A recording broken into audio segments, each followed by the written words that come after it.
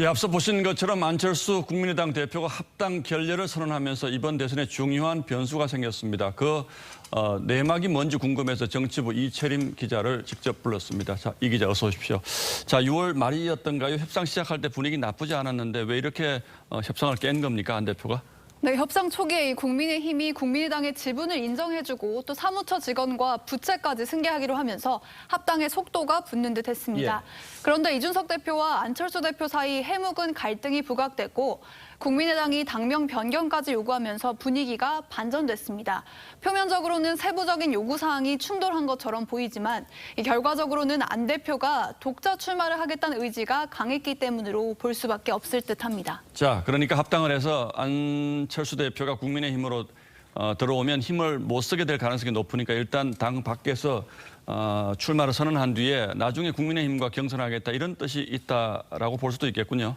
네, 서울시장 재보궐선거 이후에 안 대표의 행보를 좀 살펴보면요.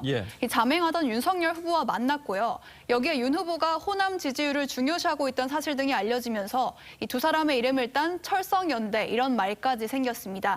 그래서 국민의힘 내부에서는 안 대표가 철성연대를 밀면서 합당을 일부러 늦춘다 이런 비판도 나왔는데요. 예상과 달리 윤석열 후보가 조기 입당을 하면서 안 대표가 좀 설 곳이 마땅치 않아진 것도 사실입니다. 그래서 일단은 합당 대신에 독자 세력화가 유리하다 이렇게 판단을 한 것 같습니다. 자, 그런데 윤석열, 최재형 이 두 사람 다 국민의힘으로 입당을 했는데 이 제3지대라는 게 현실적으로 만들어질 공간이 있을까요? 네, 그런데 이제 안철수 대표의 생각은 조금 다른 것 같습니다. 그러니까 윤석열과 최재형 후보가 국민의힘에 입당하면서 오히려 단점이 노출되고 또 의혹이 많다, 준비가 덜 됐다 이런 우려도 나오고 있는 만큼 제3지대 공간에 이들의 입당 전에 비해서 오히려 넓어지고 있다 이렇게 판단하는 것으로 보입니다. 상식적인 판단과는 좀 반대로 생각하는 측면이 있다 이렇게 봐야 되겠군요. 어쨌든 안 대표 입장에서는 중도 보수의 전체적인 세력을 키우겠다 이런 얘기를 하고 있는데 그렇다면 국민의힘과 합당은 이제 완전히 결렬이 됐고 앞으로는 어떻게 움직일 걸로 보입니까? 가장 먼저 얘기가 되고 있는 거론되고 있는 거는 김동연 전 부총리와의 연대론입니다. 안 대표는 이 서울시장 재보궐선거 당시에 금태섭 전 의원과의 1차 단일화를 한 뒤에 오세훈 후보와 2차 단일화를 했었는데 오는 11월 9일에 국민의힘 후보가 최종으로 선출이 되면 이런 방식의 단일화를 다시 한번 시도할 가능성이 있어 보입니다. 서울시장 선거 때하고는 뭐 상황이 완전히 달라졌는데 계산대로 될지는 잘 모르겠습니다. 어쨌든 국민의힘 내부 갈등이 자꾸 밖으로 표출되는 것도 이제 심상치가 않은데 윤석열, 이준석 이 두 사람의 감정이 어떻게 이렇게 악화가 됐습니까?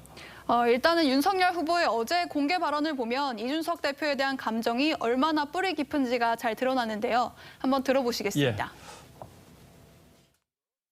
국민의힘부터 먼저 공정과 상식으로 단단하게 무장되어야 한다. 저는 그렇게 생각하고 있습니다. 네. 이 발언이 언뜻 일반론적인 얘기 같아 보이지만 사실 이 답변에 대한 질문이 이준석 대표와의 녹취록 공방에 대해서 어떻게 생각하느냐 이거였습니다. 그러니까 이 답변으로 두 사람 사이에 이 신뢰가 크게 금이 갔다 이런 걸 좀 우회적으로 보여주는 답변인 건데요.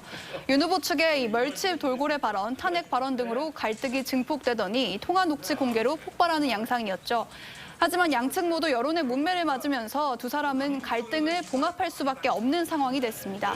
그래서 내일 최고위가 좀 관심을 모으고 있는데요. 이 회의에서 토론회와 선관위원장 인선 문제 등을 논의를 하게 되는데 양측이 타협점을 찾는다면 경선 버스가 순항할 수 있겠지만 어느 일방이 고집을 부린다면 갈등이 장기화할 수도 있어 보입니다.